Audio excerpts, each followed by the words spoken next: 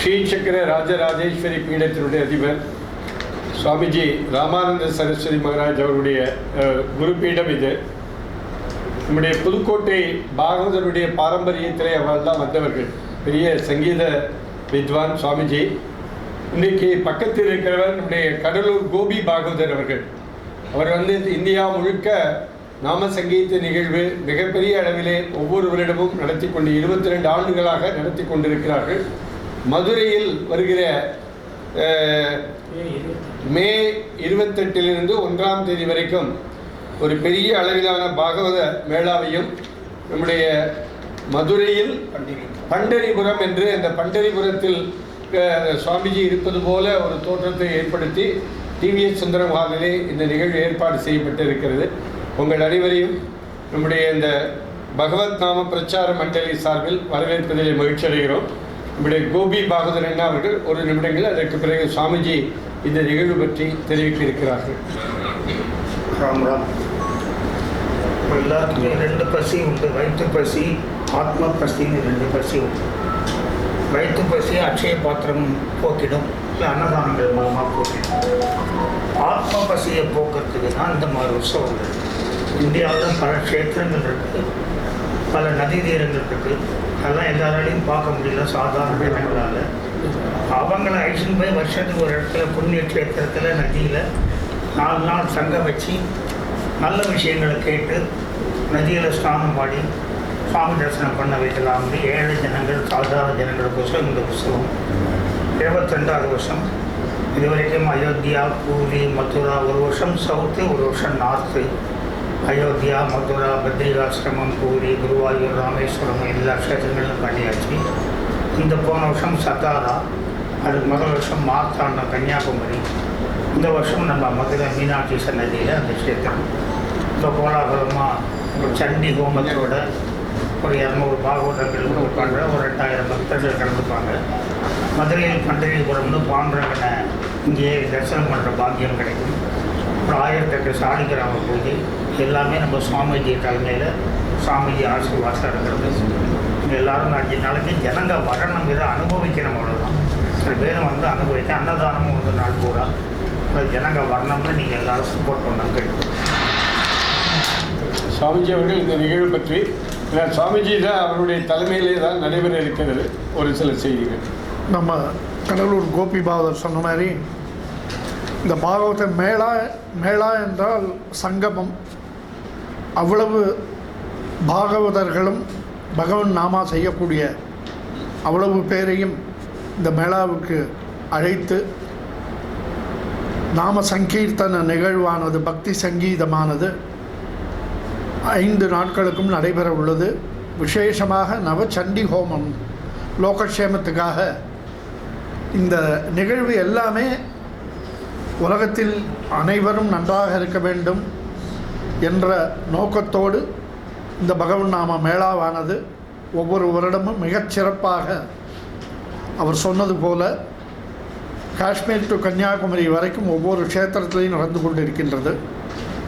இந்த வருடம் மே மாதம் 28 முதல் ஜூன் 1ஆம் தேதி வரையும் சொன்ன மாதிரி அவ்வளவு பாகவதர்கள் பக்தர்கள் எல்லோரும் ஒருங்கே கூடி ஒரு 1000 பேருக்கு மேலே வருவார்கள். வெளி டெல்லி, பாம்பே அவ்வளவு ஊர்லேருந்தும் எல்லா பாகவதர்களும் வரா. அதை ரசிக்கக்கூடிய பக்தர்களும் எல்லோரும் கூடி இங்கே தினமும் அன்னதானம் மற்றும் 108 சுவாசினிகள் பூஜை, சாலக்கிராம பூஜை செய்து எல்லோருக்கும் சாலக்கிராமம் கொடுத்து பஜனை விடாது நைட்டு காலம்பரிலேருந்து நைட்டு வரைக்கும் இந்த நாம சங்கீர்த்தன நிகழ்வானது நடைபெற உள்ளது. இது எல்லாம் மீனாட்சி கல்யாணம். இதனுடைய மெயின் தான் சண்டிகோமத்தன்னைக்கு ஈவினிங்கு நம்ம மதுரை க்ஷேத்திரம், ஹாலாஸ்ய க்ஷேத்திரம் என்று சொல்லக்கூடிய மீனாட்சியினுடைய இந்த மீனாட்சி பட்டினத்தில் அன்று மாலை மீனாட்சி கல்யாணமும், அதைத் தொடர்ந்து ராதா கல்யாணம், ருக்மிணி கல்யாணம், சீதா கல்யாணம் என்ற நிகழ்வுகள் எல்லாம் ஞாயிற்றுக்கிழமை 1ஆம் தேதியுடன் இந்த நிகழ்வானது பூர்த்தியாக உள்ளது. இதில் பக்த ஜனங்கள் யாவரும் கலந்து கொண்டு அவரவர்கள் எல்லா நலனும் எல்லா வளமும் பெற வேண்டுமென்று எல்லாம் வல்ல ஜெகன்மாதா ராஜராஜேஸ்வரனுடைய அனுகிரகத்தையும் சத்குருநாதனுடைய அனுகிரகத்தையும் வேண்டி யாவரையும் இந்த மேளாவிற்கு வரவேற்கின்றோம். மதுரையில் பண்டரிபுரம் என்ற நிகழ்வும் உள்ளது. பண்டரிபுரத்தில் எப்படி பாண்டுரங்கனுக்கு தினமும் பூஜைகள் நடைபெறுகிறதோ அதே போல் இங்கே இந்த பண்டரிபுரம் மாதிரியே ஒரு செட்டிங்ஸ் போட்டு பாண்டுரங்கனை வச்சு அங்கே பூஜை பண்ணக்கூடிய அதே அங்கே உள்ள பண்டான்னு சொல்லுவாங்க, இங்கே பட்டர்கள்னு சொல்லுவாங்க, அங்கே மகாராஷ்டிராவில் பண்டான்னு சொல்லக்கூடிய அந்த பூஜை செய்யக்கூடியவர்களே வந்து இங்கே பாண்டுரங்கனுக்கு தினப்படி பூஜையானது நடந்து பக்தர்கள் அனைவரும் ஆன்மீக பெருமக்கள் யாவரும் வந்து அந்த நிகழ்வில் கலந்து கொள்ள வேண்டும் என்று பகவன் நாம பிரச்சார மண்டலி சார்பிலும் ஸ்ரீசக்கர் ராஜராஜேஸ்வரி பீட்டத்தின் சார்பிலும் கேட்டுக்கொண்டு அனைவரையும் ஆசீர்வதிக்கின்றோம். நாராயண் நாராயண் முக்கியமானது வரவங்க எல்லாமே அபோவ் 70, 80 தான். அவங்கெல்லாம் வெளியூர்லாம் போக முடியாது. 70 வயசுக்கு மேலே யாரும் ஆயிடுச்சு மேலே தான் போக முடியும். சாப்பாடு ஃப்ரீ எல்லாருக்குமே. ஸோ அவங்க வந்து நிம்மதியாக இருந்து 4 நாள் தங்கி இருந்து அவங்க வேலை சாப்பிட்டு இந்தியா, பாம்பே, டெல்லி, துபாய் எல்லா ஊர்லேருந்து வருவாங்க. பசங்க ஐஸ்னு வர மாட்டாங்க. அதனால் சம்மரில் ஒரு டூர் மாதிரி காசு இல்லாத ஒரு டூர் பக்தி டூர் தான். வியாபாரம் கிடையாது, எல்லாமே அவங்களுக்கு இலவசம் தான். சாப்பிட வர பக்தாளுக்கு இலவசம் தான், சாப்பாடு இல்லாமல். அதனால் எதை கலந்துக்கணும், கொஞ்சம் அனுபவிக்கணும்னு ஆசையோட தான். சாமிஜி, பிராமணர்களாக மட்டும் இருக்கிற மாதிரி இந்துக்கள் யாருன்னா எல்லாரும் வரலாம். எல்லாம் இந்த பூஜையினுடைய நோக்கம் என்ன சாமி? உலக அமைதி, உலக அமைதி எல்லாம் நன்றாக நடக்க வேண்டும் என்று லோகக்ஷேமத்திற்காக உலகம் க்ஷேமமாக இருக்க வேண்டும், யாவரும் எல்லோரும் நன்றாக இருக்க வேண்டும், எல்லோரும் ஒன்றாக இருக்க வேண்டும் என்று ஞானானந்தகிரி சுவாமிகள் சொல்லுவார்கள். அதேபோல் இந்த உலகத்தில் யாவரும் ஒன்றாக இருந்து எல்லோரும் நலனாக இருக்க வேண்டும், நன்மையாக இருக்க வேண்டும், எல்லோரும் அப்படிங்கிற ஒரு இதுக்காகத்தான் இந்த மாதிரி நிகழ்வுகள்லாம் நடக்கிறது. இந்த நிகழ்வும் அதே இதில் தான். நாதரீரத்தினுடைய வளர்ச்சியினாலும் காலம் மாறுபட்டுல பல்வேறு மாற்றங்கள் இருக்கு. இப்போ இருக்கிற மாற்றங்கள் வளர்ச்சியை நோக்கி போகுதா? மனிதர்களாக இருக்கிறாங்களா? உங்களுடைய பார்வையில் எப்படி சாமி? நிறைய வன்முறைகள் நிகழ்ந்த நாடா இருக்கு, அதை மாற்றுவதற்கு என்ன செய்யணும்? அது மாதிரி நடக்கக்கூடாதுங்கிறதுக்காகத்தான் இந்த மாதிரி சத்சங்கங்கள் நடந்து எல்லோருக்கும் நல்ல எண்ணங்கள், நல்ல மனசு ஏற்பட வேண்டும் என்று பிரார்த்தனை செய்வதற்காகத்தான் இந்த மாதிரி நிகழ்வெல்லாம் நடத்தி கொண்டிருக்கு. பிடிச்ச பதில் சொல்லலாம். இப்போ இந்த திராவிட மாடல் அரசுல வந்து பிராமணர்களுக்கு உரிய பாதுகாப்பு இல்லைன்னு சொல்றாங்க, அது எப்படி? அரசியல் பேச விரும்பல இந்த இதில். வேற எந்த விதமான புராண கருத்துக்கள் அந்த மாதிரி எதுவும் இங்கே பரிமாறப்படுமா? இல்லை பூஜை மட்டும்தானா? இல்லை புராண கருத்துக்கள் எல்லோரும் எல்லா ஜாதி எல்லா மதத்தினரும் இதில் கலந்து கொண்டு நாம கீர்த்தனம் பாடி, நாம கீர்த்தனம் பறந்து நாடெல்லாம் செழிக்கவும், வேறிடாத இன்பம் பொங்கி வீடெல்லாம் விளங்குவோம்னு அகஸ்தியர் பாடல். இந்த நாம கீர்த்தனம்ங்கிறது பக்தி சங்கீதம். சுவாமி பகவானை பற்றி பாடக்கூடிய ராமரோ, கிருஷ்ணரோ, முருகரோ, அம்பாளோ எல்லா தெய்வத்தை பற்றியும் இந்த பஜனையில் இந்த பகவான் நாம சங்கீர்த்தனம்ங்கக்கூடிய இந்த பஜனையில் நடைபெறுகிறது. இது எல்லாம் உலகமெல்லாம் பறந்து வீடெல்லாம் நல்லா இருக்கணும், ஒவ்வொரு வீடும் நல்லா இருக்கணும், ஒவ்வொரு பக்தர்களும் நல்லா இருக்கணுங்கிற உயர்ந்த நல்ல எண்ணத்தோட, ஒரே எண்ணத்தோட நடத்தக்கூடிய விழாவை. இந்த சென்னை அண்ணா பல்கலைக்கழகத்தில் மாணவி நான் அரசியல் பேச தொடர்ந்து இந்த மேலூர் போய் தான் டங்ஷன் இது கொண்டு வராங்க, மக்கள் பயங்கரமாக போராடிட்டு. இல்லை இயற்கை வளங்கள் சொல்லப்படுதில்ல, அது இல்லை, அது ஒன்லி இது இந்த மேளாக்காக உள்ள ப்ரெஸ் மீட் இது. அதனால் வன்முறை இந்த மாதிரி இதெல்லாம் எங்கேயுமே நடக்கக்கூடாதுங்கிறது எங்களுடைய பிரார்த்தனை. அம்பாள்கிட்ட அதுதான் வைக்கிறோம். எங்கேயுமே வன்முறை கூடாது, எதிலையும் வன்முறை கூடாதுங்கிறது தான் நம்மளுடைய பிரார்த்தனை. அவ்வளோதான். இந்த லோகத்தில் வாழ்றது வந்து ஆத்ம திருப்தி அவங்களுக்கு இருக்கா சாமி? கட்டாயமாக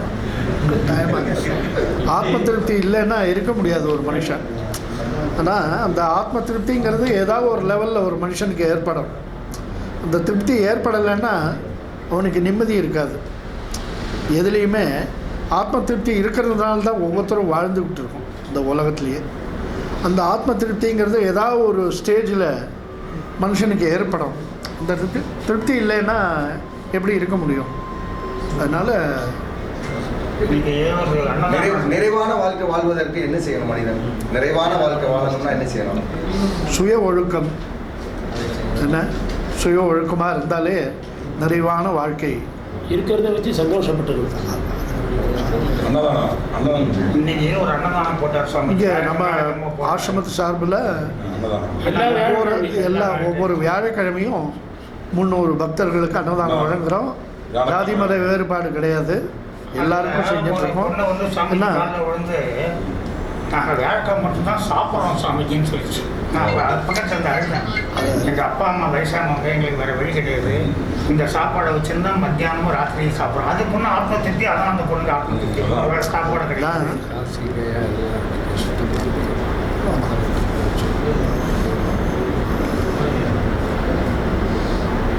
காசி கயாலாம் இப்போது ஆனால் அவ்வளவு சுத்தமாக இப்போது இருக்குது. முந்தி இருந்ததை விட இப்போ வந்து நல்ல பக்தர்களுக்கு எல்லா வசதியும் பண்ணி கொடுத்து காசி யாத்திரை போகிறவங்களுக்கெல்லாம் ரொம்ப பிரயோஜனமாக பண்ணி கொடுத்துருக்கு. அயோத்தியா அது மாதிரி எல்லோரும் போய் தரிசனம் பண்ணக்கூடியதாக. இந்த இவர் சொன்ன மாதிரி அன்னதான நிகழ்வே என்னென்னா, இன்றைக்கி அந்த பொண்ணு வந்து அழுத ஒன்று தான் நமக்கு நம்மளுடைய அன்னதானத்தினுடைய வேல்யூ. நம்ம பண்ணுறது நம்ம ஏதோ கொடுக்குறோங்கிறோம், அதை வச்சு ராத்திரி வரைக்கும் சாப்பிட்ற குடும்பங்கள் இருக்குதுன்னு நினைக்கும் போது வியாழக்கிழமை என்றைக்கு வரணும்னு காத்துட்ருக்கோம். அதை வச்சு தான் நாங்கள் சாப்பிட்றவங்க. அதெல்லாம் ரொம்ப மனசுக்கு ரொம்ப நெகிழ வச்ச நிகழ்ச்சி. அது வாரத்தில் 7 நாளும் பண்ணுறதுக்கான முயற்சியில் அதில் எடுத்துக்கிட்டு இருக்கோம். 7 நாள் இல்லை, 365 நாளும் பண்ணணுங்கிற கூடிய அது பண்ணுறாரு. இல்லை இல்லை, நான் இங்கே இந்த பீடத்தை பொறுத்து இந்த இருக்குது பாலு அவர் பண்ணிகிட்டே இருக்கார். அது வந்து ரொம்ப பெருமைக்குரியது, அது வந்து பாராட்டுக்குரியது. அது மாதிரி ஏன்னா அதுக்கு எல்லோருடைய ஆதரவும் இருந்தால் அதை தாராளமாக செய்யலாம். நன்றி.